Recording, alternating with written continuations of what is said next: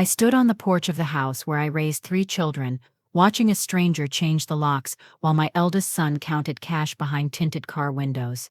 Mom, you're embarrassing yourself. This isn't your property anymore. I sold it last Tuesday. You should have read the papers I had you sign at Christmas. My knees buckled. I gripped the railing, feeling splinters dig into my palm. My mouth opened, but no sound came. The world tilted sideways as I watched him smile. My boy, my firstborn, smiling like I was nothing. Before I tell you what happened next, I need you to know something. This story nearly destroyed me, but sharing it might save someone else. Please, stay with me until the very end.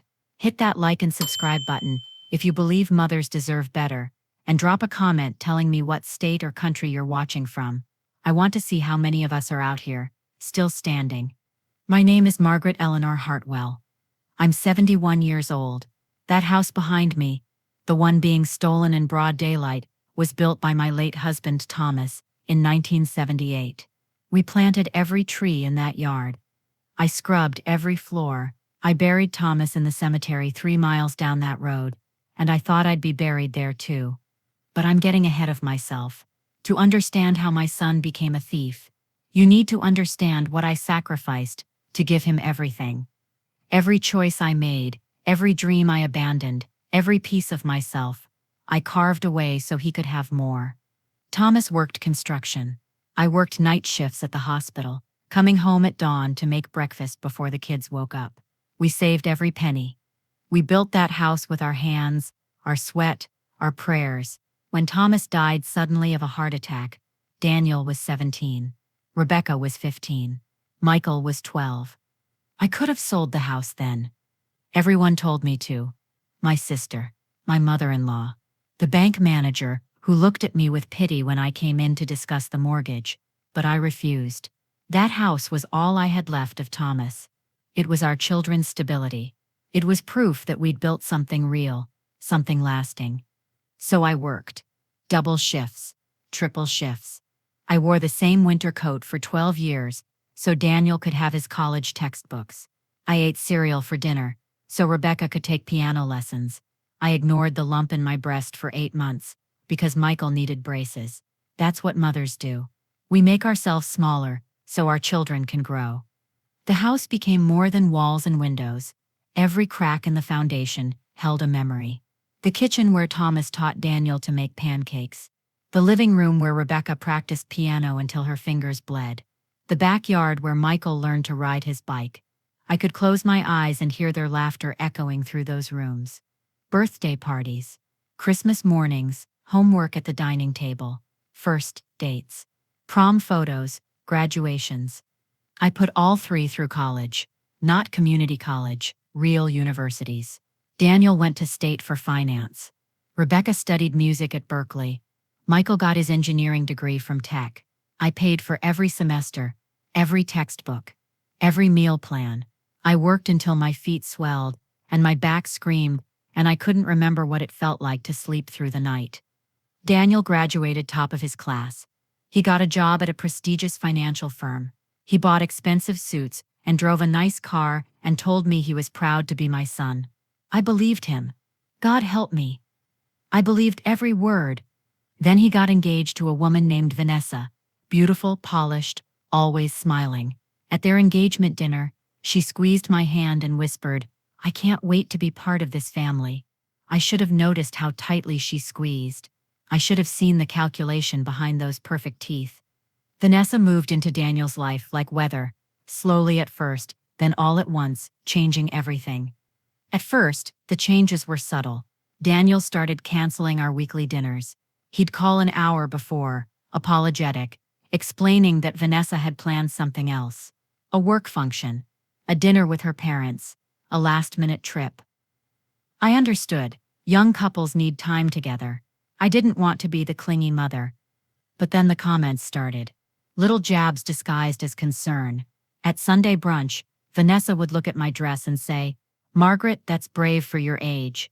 At Thanksgiving, she'd mention how Daniel worried about me living alone. "He says you forget things sometimes, lose your keys, miss appointments." I didn't forget things. I'd been a nurse for 40 years. My mind was sharp, but Vanessa said it with such sweetness, such fake worry, that Rebecca and Michael just nodded along. They didn't see the cruelty underneath. Family dinners became tense. Vanessa dominated every conversation, steering topics away from me, redirecting Daniel's attention whenever I spoke. If I mentioned a memory from Daniel's childhood, she'd interrupt with a story about their future, their plans, their dreams, as if my past with him didn't matter.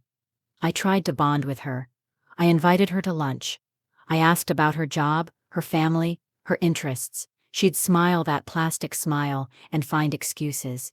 Too busy, too tired. Maybe next month. But next month never came. One afternoon, I arrived early for dinner and found her photographing my living room. She had her phone out, taking pictures of the furniture, the windows, the layout. When I asked what she was doing, she didn't even look embarrassed. Just curious about the space, she said. Daniel mentioned the house is probably worth $400,000 now. Maybe more. Seems like a lot of room for one person. This is my home, Vanessa. Thomas built it with his hands. She turned to me, and for just a second, the mask slipped. Her eyes went cold. Thomas is dead, Margaret. You're clinging to ghosts. I should have said something. I should have told Daniel right then that his fiancée was cruel, that she saw me as an obstacle, that she wanted my house, but I didn't. I stayed quiet. I told myself I was imagining things, that I was being paranoid, that no one could be that calculating. 3 months before the wedding, Daniel asked me to dinner alone. He seemed nervous, kept glancing at his phone. Finally, he slid papers across the table. Mom, I need you to sign these. It's just estate planning stuff, making sure everything's organized in case you know. We're not getting any younger. I signed them. God help me. I signed them without reading, because I trusted my son. Christmas 2023 should have been perfect. Instead, it was the night I signed away my entire life without knowing it. I spent 3 days preparing. I cooked Daniel's favorite dishes. I bought gifts I couldn't afford. I decorated the tree with ornaments from when the kids were little. I wanted everything to be special. One last Christmas before Daniel got married and started his own traditions. Vanessa arrived, wearing designer clothes and carrying expensive wine. She complimented everything. The decorations, the food, the house. She was so cheerful, so warm, that I let myself believe maybe I'd been wrong about her. Maybe she really did want to be part of our family. After dinner, Daniel brought out more papers. He set them on the table next to the pie, casual, like it was nothing important. Mom, remember those estate documents I mentioned? I brought the final versions. We should get these signed tonight, so everything's settled before the wedding. What exactly am I signing, honey? Just power of attorney stuff, Mom. In case you get sick, I can handle your finances. And a living trust. Keeps everything out of probate. Saves the family thousands. But the house stays mine, right? Of course. This doesn't change anything. It just protects you. Vanessa leaned forward, touching my hand. It's responsible, Margaret. Daniel's just looking out for you. What if something happens? Rebecca and Michael were in the other room with their families.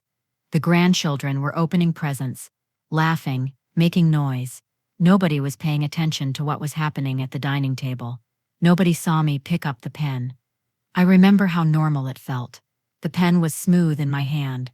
Christmas music played softly from the speaker. The tree lights twinkled. Daniel smiled at me with that same smile from when he was 7 years old, gap-toothed and innocent. How could I not trust him? I signed page after page. My signature, over and over, authorizing things I didn't understand. Vanessa collected the papers immediately, tucking them into her designer purse before I could ask for copies. Thank you, Mom, Daniel said, kissing my forehead. This means everything. 2 weeks later, Daniel and Vanessa bought a new SUV, top of the line $70,000. When I asked how they afforded it, Daniel laughed. Business is good, Mom, really good.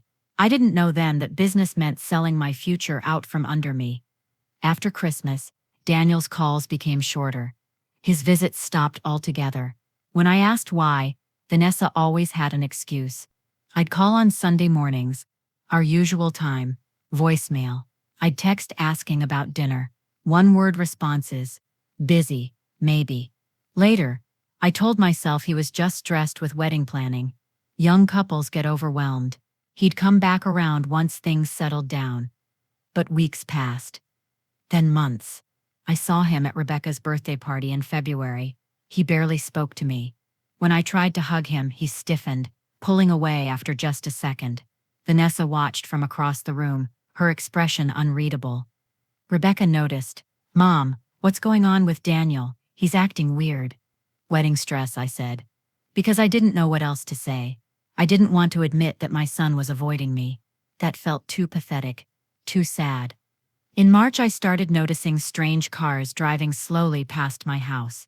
They'd pause in front, someone inside taking photos, then drive away. I told myself it was nothing, probably real estate agents scouting the neighborhood. Then I found the business card in my mailbox. A realtor from a big firm downtown. On the back, handwritten, "Interested buyer, call me." I called Daniel immediately. "Daniel, did you give someone my address? A realtor keeps contacting me." "Mom, you're being paranoid. Nobody's trying to buy your house." "Then why does this card have your handwriting on the back?" Silence. Long, heavy silence. I could hear him breathing, could imagine him looking at Vanessa for guidance. "I have to go, Mom. Vanessa needs me." He hung up. I stared at the phone, my hands shaking. Something was wrong. Something was very, very wrong. I started leaving lights on in empty rooms, pretending I wasn't alone. The house felt too big, too quiet. I'd walk through at night, touching walls, checking locks, jumping at every sound. I couldn't shake the feeling that I was being watched, that someone was waiting for something.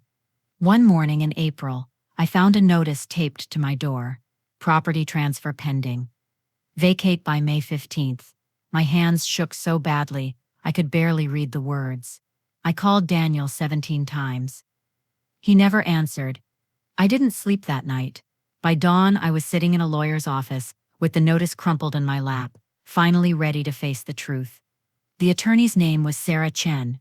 She was in her 40s, sharp-eyed, with a reputation for handling elder financial abuse cases.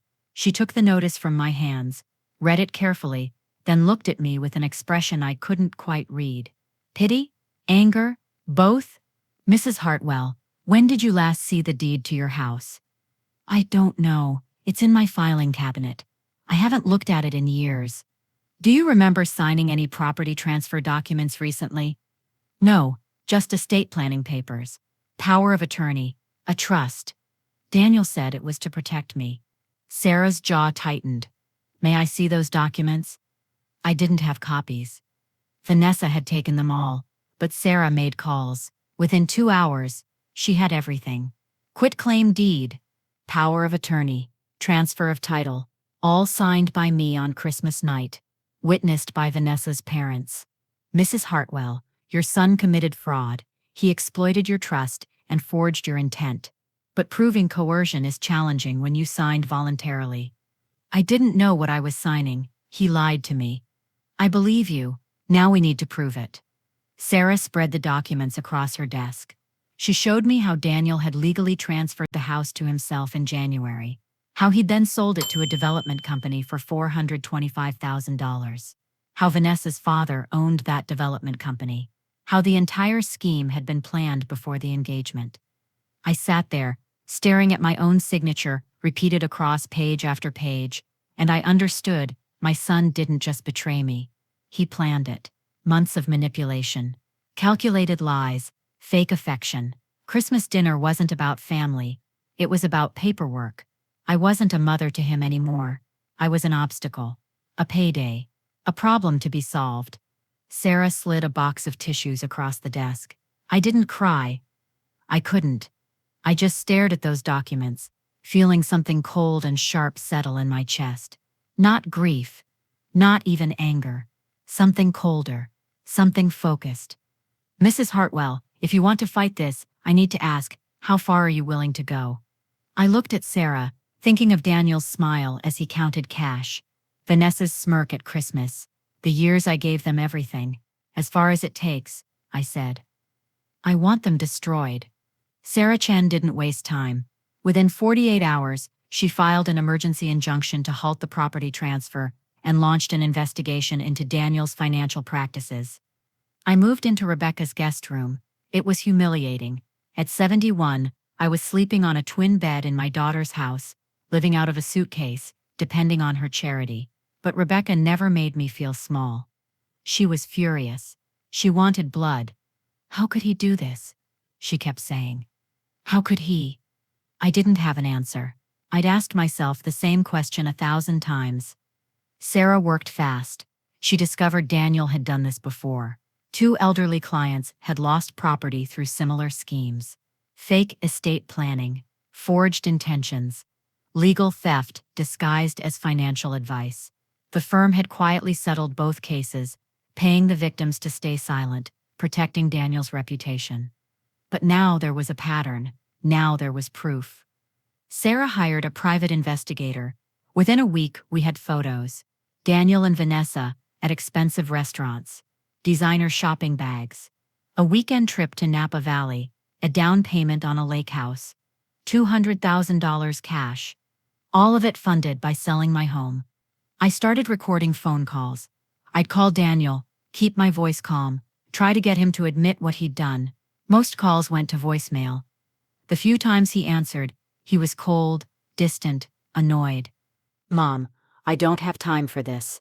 The sale is final. You need to accept it and move on. Daniel, that house was my life. You knew that. You're being dramatic. It's just a building. Your father built that building, with his hands, for us. Dad's been dead for decades, Mom. Let it go. I hung up before he could hear me cry, but I kept the recording. Sarah said it showed callousness, indifference, lack of remorse. It would help. Rebecca told Michael what was happening. His reaction broke something inside me. Mom, why didn't you tell us sooner? I was ashamed. I didn't want you to know your brother is a thief. He's not just a thief, Mom. He's a monster. But Michael called later that night. His voice was careful, measured, like he was talking to a child. There has to be an explanation. Daniel wouldn't do this. Maybe you misunderstood. Michael, he sold my house. Our house. The house where you learned to walk. Maybe you should have downsized anyway. You're not getting younger. I felt something crack in my chest. Michael wasn't defending me. He was defending Daniel. Or maybe he was just avoiding the truth, because the truth was too ugly. Either way, I'd lost 2 sons, one to greed, one to cowardice. Only Rebecca stood beside me, furious and ready to fight. I kept a photograph of young Daniel in my purse.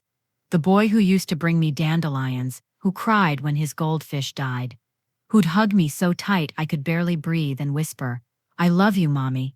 I looked at that photo every night, trying to understand when he stopped being that child. When he became someone who could smile while destroying me. Sarah called on a Tuesday afternoon, voice tight with controlled excitement. Margaret, I found something. Daniel's been embezzling from his clients for 3 years. If we can prove the pattern, we don't just get your house back, we put him in prison. 2 weeks before the court hearing, an envelope arrived at Rebecca's house, cream-colored, expensive, my name written in gold calligraphy. Daniel and Vanessa's wedding invitation. Bold, shameless, as if nothing had happened, as if he hadn't just stolen my entire life. Rebecca was furious. Mom, you're not going. Let them have their fake celebration. But Sarah had a different idea. Margaret, you should go, observe. Watch them, see how they act, what they say. Arrogance makes people careless. They might reveal something useful. I decided to go, not as a victim, not as a beggar, as a witness to their arrogance, as someone who refused to disappear quietly. Rebecca and I went shopping. I chose a dress carefully, navy blue, elegant, dignified, not flashy, not desperate, strong. I wanted to look like someone who couldn't be broken, someone who'd survived worse than this. Mom, you don't have to do this. Let them have their fake celebration. No, sweetheart. I need to see it. I need to watch them celebrate with stolen money. I need to remember why I'm doing this. What if Daniel tries to throw you out? Then everyone will see exactly who he is. I wore Thomas's wedding band on a chain around my neck, hidden under my dress, pressed against my heart. A reminder of real love, real partnership, real commitment. Not whatever Daniel and Vanessa had. The night before the wedding, I barely slept. I rehearsed what I'd say if confronted. I imagined Daniel's face when he saw me. I wondered if he'd feel shame, guilt, anything. I walked into that church with my head high, Rebecca on one arm, Sarah on the other. Daniel stood at the altar, laughing with his groomsmen. When he saw me, his face went white. Vanessa turned, her smile freezing into something ugly. The pianist stumbled over a note, and I sat down in the front row, right where mothers belong. The hearing was scheduled for June 3rd, in a courthouse that smelled like old wood and broken families. I arrived early. I sat alone on a bench outside the courtroom, hands folded in my lap, trying to stay calm. My heart hammered. My mouth was dry.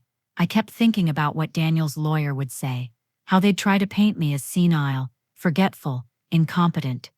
Daniel and Vanessa arrived with their attorney, a man in an expensive suit with a condescending smile. Daniel refused to make eye contact. He stared at the floor, at the walls, anywhere but at me. Vanessa whispered angrily in his ear, her face tight with fury. The courtroom was small, wood paneling, fluorescent lights, a judge's bench that seemed impossibly high. The judge was a woman in her 60s, stern-faced, with gray hair pulled back tight. She looked at Daniel like he was something unpleasant she'd stepped in. Sarah presented evidence methodically. Forged documents, financial records, testimony from Daniel's former clients, elderly people he'd defrauded, just like me. One woman, 83 years old, testified that Daniel had convinced her to sign over her condo, promising to manage it for her. Instead, he'd sold it and pocketed the money. She'd been evicted. She now lived with her daughter, humiliated, broken. I watched Daniel's face as the woman testified. He didn't react. No shame, no remorse, nothing. Daniel's lawyer tried to paint me as senile. "Mrs. Hartwell, isn't it true you've had memory issues in recent years? I remember every sacrifice I made for that boy. I remember every lie he told. My memory is fine. But you signed documents without reading them." "I signed them because I trusted my son. That's not memory failure. That's love." He weaponized it. The courtroom went silent. The judge leaned forward, watching me carefully. I looked directly at Daniel, for the first time in months. He still wouldn't meet my eyes. Sarah played recorded phone calls. Daniel's voice, cold and dismissive. "The sale is final. You need to accept it and move on. Dad's been dead for decades, Mom. Let it go. It's just a building." Then Sarah revealed Vanessa's father's involvement, the development company, the planned demolition, the profit split. It wasn't just theft. It was conspiracy, premeditated, calculated. They'd planned this before the engagement, before Christmas, maybe before Daniel even introduced me to Vanessa. The judge asked Daniel if he had anything to say. He opened his mouth, closed it, looked at Vanessa. She shook her head slightly. He said nothing. The judge removed her glasses, set them on the bench, and looked at Daniel like he was something stuck to her shoe. "Mr. Hartwell, in 30 years on this bench, I have seen cruelty, but stealing from the woman who gave you life? That's a special kind of evil." She paused. "I'm ruling in favor of the plaintiff. The property transfer is void. Furthermore, I'm referring this case to the district attorney for criminal investigation." Daniel's face crumbled. Vanessa stood up and walked out, and I exhaled for the first time in 6 months. Winning in court was just the beginning. What came next was something I never expected: total collapse. The property was returned to me within 2 weeks. The locks were changed back. The development company withdrew. I had my house again, but Daniel's world was falling apart. His financial advisor license was suspended pending investigation. Within days, 3 former clients filed lawsuits. Elderly people he'd defrauded. People who'd trusted him the way I had. The stories were identical. Fake estate planning, forged documents, stolen homes. Vanessa filed for annulment. She claimed she didn't know about Daniel's crimes. A lie, obviously. But she was protecting herself, distancing herself from the wreckage. She moved to another state within a month, changed her social media, deleted photos, pretended the marriage had never happened. Daniel's firm fired him publicly. They released a statement condemning his actions, claiming they'd had no knowledge of his fraudulent practices. Another lie. They'd settled cases before. They'd protected him. But now he was toxic. Now he was a liability. Local news picked up the story. Financial advisor accused of defrauding own mother. Daniel's photo was everywhere. The comments online were brutal. People calling him a monster. A thief. Scum. I didn't read them. I didn't need to. I already knew what he was. Daniel called me one night. His voice was shaking. Desperate. Mom, please, I'll lose everything. They're going to arrest me. You already lost everything, Daniel. You lost it the moment you decided I was disposable. I'm your son. No. My son died the day you sold my house. I don't know who you are. I hung up. He didn't call back. I returned to my house alone. The new locks were gone, replaced with the original brass knob Thomas installed in 1978. I turned the key, stepped inside, and the silence was deafening. I walked through every room that night, touching walls, straightening picture frames, whispering apologies to Thomas's memory. In Daniel's old bedroom, I found a box he'd left behind. Childhood drawings, report cards, a Mother's Day card from 3rd grade. I love you more than the whole world, Mommy. I closed the box. Some things are too painful to keep. 3 months after the hearing, the district attorney filed formal charges: elder abuse, fraud, embezzlement. Daniel faced 15 years in prison. His arrest was covered by local news. Photos of him in handcuffs, head down, being led into a police car. I didn't watch the coverage. Rebecca told me about it. I didn't need to see it. I already knew what he looked like: broken, exposed, destroyed. Vanessa had completely disappeared. New state, new name, new life. She'd erased every trace of Daniel from her existence. I wondered if she felt guilty. Probably not. People like her don't feel guilt. They just move on to the next target. Michael finally called me. His voice was thick with shame. Mom, I should have believed you. I was scared to see Daniel for what he really is. You're not the only one who was blind, sweetheart. I raised him. I missed every warning sign. That's not your fault. He chose this. I know, but it still hurts. Michael cried. I'd never heard him cry before. Not since he was a child. He apologized over and over. I forgave him. What else could I do? He was still my son. He'd made a mistake. But he hadn't betrayed me. Not like Daniel had. Rebecca helped me repaint the house. We chose soft colors, warm tones. We planted new flowers in the garden, reclaimed the space. Made it mine again, not just a crime scene, not just evidence of betrayal. Former neighbors reached out. People who'd witnessed the betrayal, who'd seen Daniel change the locks, who'd watched me stand on that porch in shock. They apologized for not intervening. They brought casseroles. They offered help. I accepted it. I was learning that asking for help wasn't weakness. It was survival. I received letters from Daniel's other victims. Elderly people thanking me for speaking up, for fighting back, for refusing to stay silent. One woman wrote, "You gave me courage. I thought I was alone. I thought it was my fault. Thank you for showing me it wasn't." I framed the court ruling and hung it in my hallway, not as a trophy, as a reminder. I survived. I fought back. I won. The trial was set for October. Daniel's lawyer tried to negotiate a plea deal: 5 years probation, restitution. Sarah called to ask my opinion. I thought of the elderly woman who lost her home because of Daniel, the widower who lost his savings. No deals, I said. Let the jury decide. The jury deliberated for 4 hours. When they returned, Daniel wouldn't look at them. That's when I knew. Guilty, on all counts. The courtroom erupted in whispers. Daniel's shoulders slumped. His lawyer closed his briefcase with a sharp click. Vanessa wasn't there. She'd abandoned him completely. The judge sentenced him, to 12 years in prison. Restitution to all victims.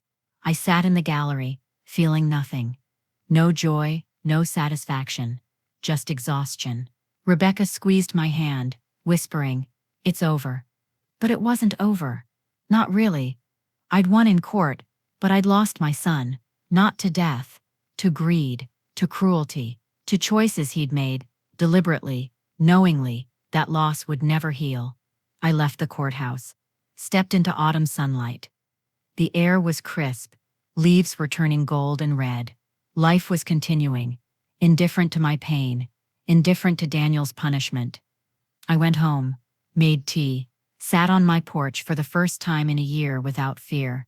No more strangers changing locks. No more notices taped to my door, just silence. Just peace. Sarah called a few days later. "How do you feel, Margaret?" Empty. Relieved. Sad. "I don't know. Is that normal?" "Completely. You didn't just lose a house. You lost the son you thought you had." "Will it ever stop hurting?" "No. But you'll learn to carry it differently."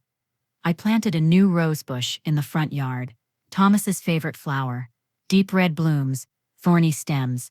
I named it Resilience. I'm 71 years old.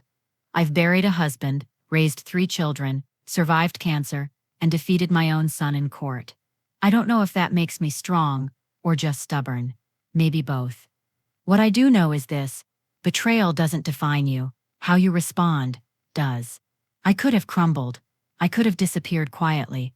Let Daniel and Vanessa win. Instead, I fought. I stood up. I refused to be erased. I sit on my porch at sunset, now tea in hand, watching the neighborhood settle into evening. A young couple walks by with a stroller. They wave. I wave back. Life continues. Scars remain. But I'm still here, still standing, still whole. If you've made it this far, thank you. Truly, sharing this story was terrifying, but I needed you to hear it. I needed someone to witness what happened, to understand that mothers, grandmothers, aren't disposable. We're not naive. We're not weak. We're just trusting. And sometimes, that trust gets weaponized against us. If my story helped you, if it made you feel less alone, please hit that like button. Subscribe if you want to hear more stories like mine. Stories of survival, justice, and stubborn old women who refuse to disappear. And please, tell me in the comments where you're watching from and whether you've ever faced betrayal from family. I want to know. I'm not alone in this. I want to know we're all still standing together, no matter how far apart we are. Thank you for listening. Thank you for believing me. Thank you for being here.